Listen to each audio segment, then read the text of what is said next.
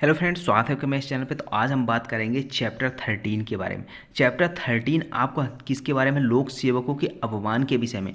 अब यहाँ पे क्या होता है, मान लीजिए न्यायालय के द्वारा क्या किया गया या फिर पुलिस अधिकारी के द्वारा एक समन जारी किया, नोटिस जारी किया गया कि किसी व्यक्ति को कि वह एक निश्चित स्थान पर निश्चित समय पर एक डेट में उपस्थित रहेगा। अब यहाँ पे जैसे ये समन जारी होता है, समन से बचने के लिए वह व्यक्ति क्या हो जाता है, फरार हो जाता है या फिर लोक सेवक का आदेश नहीं मानता है। अगर मेरे मेरे लिए क्या हुआ, एक समन जारी हुआ कि मुझे उपस्थित होना है। अब मुझे पता है कि अगर समन जारी हुआ तो मेरे पास आएगा ही, तो मैं क्या करता हूँ, उससे बचने के लिए फरार हो जाता हूँ या फिर लेने से इनकार कर देता हूँ। ठीक है, तो ये लोक सेवक का आदेश नहीं मानता हूँ और उपस्थित नहीं रहता हूँ, तो उसके लिए क्या पनिशमेंट मिलेगी? कंटेम्प्ट्स के बारे में है ये। भाई उसका आदेश है, आदेश का परिपालन नहीं करेंगे तो कंटेम्प्ट्स लगेगा। ठीक है, तो contents of the lawful authority, यानी लॉफुल अथॉरिटी की कंटेंट्स हो रही है, पब्लिक सर्वेंट की। ठीक है, तो यहाँ पे हम डिस्कस करेंगे आज के सेशन में। काफ़ी इंपॉर्टेंट सेशन होने वाला है आज का, तो बने रहेगी एंड तक हमारे साथ। तो चलिए स्टार्ट करते हैं आज का सेशन। इस वीडियो को लाइक करें, हमारे चैनल को सब्सक्राइब कर बेल आइकन जरूर प्रेस करें हमारी न्यू वीडियो सबसे पहले देखने के लिए। अब यहाँ पे बात करें चैप्टर 13 की, तो चैप्टर 13 क्या बात करता है? लोक सेवकों और विधिपूर्ण प्राधिकार के अपमान के विषय में। यानी कि लॉफुल अथॉरिटी है, उसका अपमान हो रहा है, उसका कंटेम्प्ट कर रहे हैं। किस चीज़ से? अब मान लीजिए उसने कुछ आदेश दिया है और हम उसका पालन नहीं कर रहे हैं, उसके संबंध में है। अब यहाँ पर देखिए, जो आपका इंडियन पिनल कोड था, अब इंडियन पिनल कोड की मैं क्यों करता हूँ बार बार, क्योंकि इससे कंपेयर करके पढ़ोगे तो आपको समझ में आएगा कि कहाँ से क्या लाया गया है। तो इंडियन पिनल कोड में जो आपका ये चैप्टर 13 वाला प्रोविज़न है, ये कहाँ स्टार्ट होता था? इस सेक्शन 172 से स्टार्ट होता था। अब उसको कहाँ कर दिया गया है? धारा 206 में कर दिया गया है। धारा 206 से स्टार्ट है ये। अब यहाँ पे इसका पहला सेक्शन जो आता है, अभी इसमें इस चैप्टर में जितने भी इंपॉर्टेंट सेक्शन होंगे उसको हम कवर करेंगे, जो इंपॉर्टेंट नहीं है उसको हम कवर नहीं करेंगे। इसी तरह से हम चैप्टर 14 में भी डिस्कस करेंगे, जो इंपॉर्टेंट प्रोविजन होंगे उसी को डिस्कस करेंगे, जो एग्जाम में पूछे जाते हैं। उसके बाद यहाँ पे अब देखिए यहाँ चैप्टर 13 के बारे में। तो चैप्टर 13 में पहला सेक्शन क्या कहता है? समनों की तामील या अन्य कार्रवाई से बचने के लिए फरार हो जाना।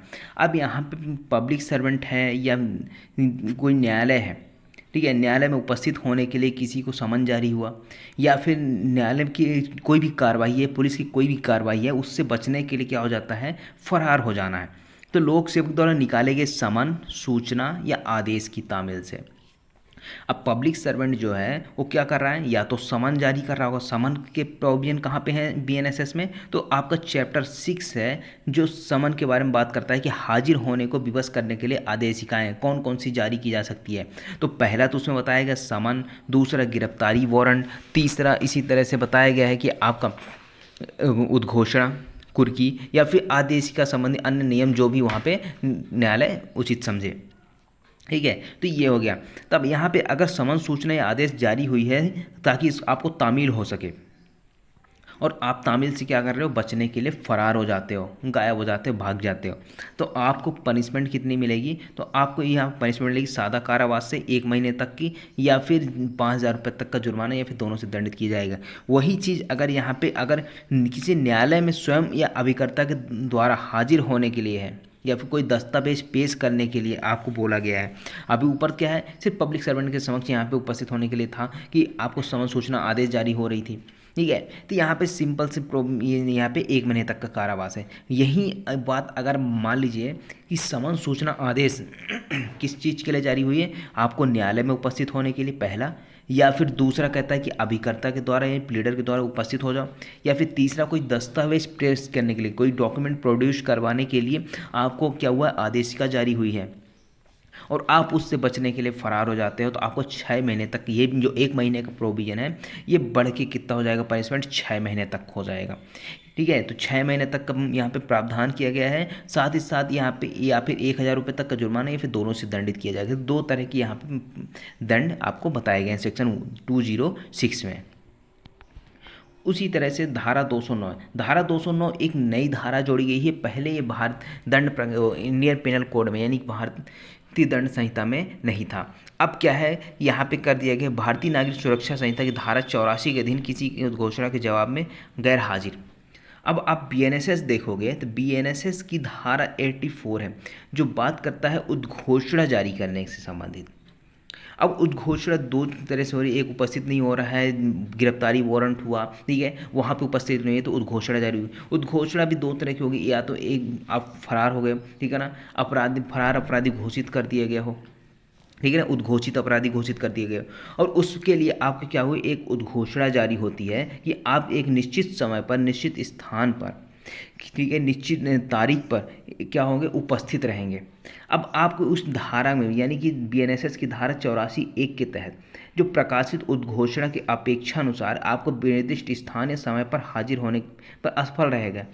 यानी कि अब जैसे ए नाम का बंदा है, ए के ऊपर कोई चार्जेस लगे हैं, आरोप लगाया गया है, उसकी ट्रायल चल रही, अब ट्रायल चल रही, ये उपस्थित हो नहीं रहा है।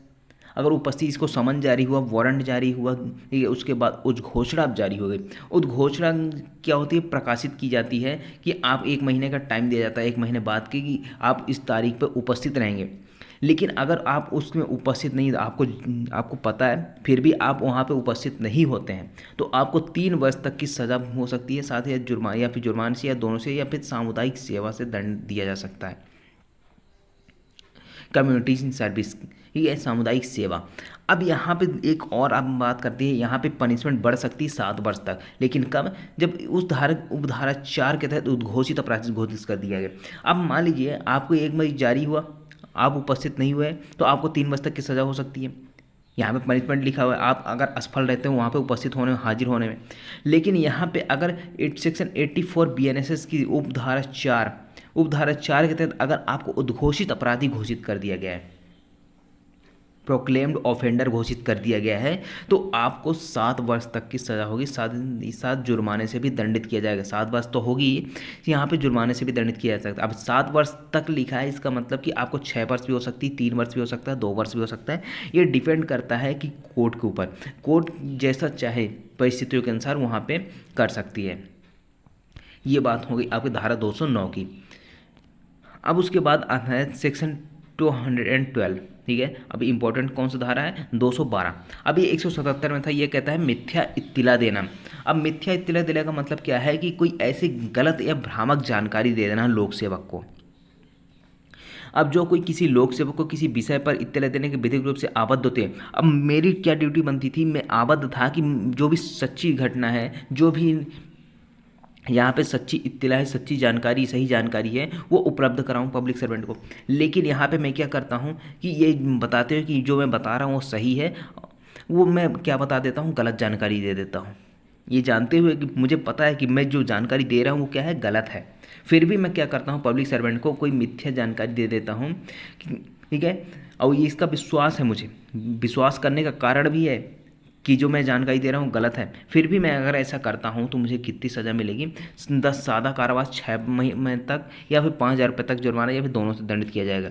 या फिर दूसरी चीज़ यहाँ पे कहता है, यहाँ पे पनिशमेंट बढ़ सकती है, कब बढ़ेगी, जब मैंने जो मिथ्या इत्तिला दी, यानी गलत जानकारी दी है, वो किसके संबंध में है, किसी अपराध के किए जाने के लिए हो, या फिर अपराध के निवारण के लिए हो, या अपराधी को पकड़ने के लिए हो। अगर मैंने ऐसी जानकारी दी, गलत जानकारी, तो यहाँ पे 2 वर्ष तक की सज़ा हो सकती है, ये जुर्माने से, दोनों से दंडित किया जाएगा।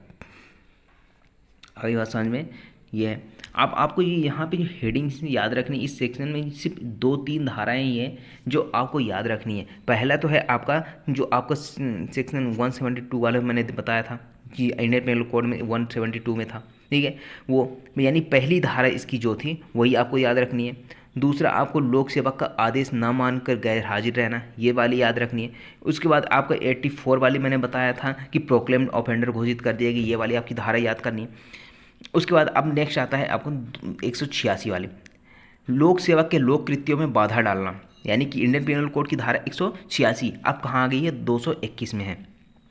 अब पब्लिक सर्वेंट क्या कर रहा है, पब्लिक सर्वेंट अपनी ड्यूटी कर रहा है, अपने उसके लोक कर्तव्य के निर्वहन में अपनी कार्य कर रहा है, जो भी उसको लगता है कि हाँ उसको यहाँ पे डायरेक्शन मिला है वो कर सकता है, उसकी ड्यूटी है, अब वो कर रहा है। अब सामने वाला क्या कर रहा है, उस पर बाधा उत्पन्न कर रहा है, उसको अपनी ड्यूटी नहीं करने दे रहा है, तो उसको 3 महीने तक की सज़ा होगी। जो भी बाधा उत्पन्न करता है उसकी ड्यूटी में लोककृत्य को करने में, तो वहाँ पर 3 महीने तक की सज़ा हो सकती है, या फिर 2500 रुपये तक का जुर्माना, या फिर दोनों से दंडित किया जाएगा।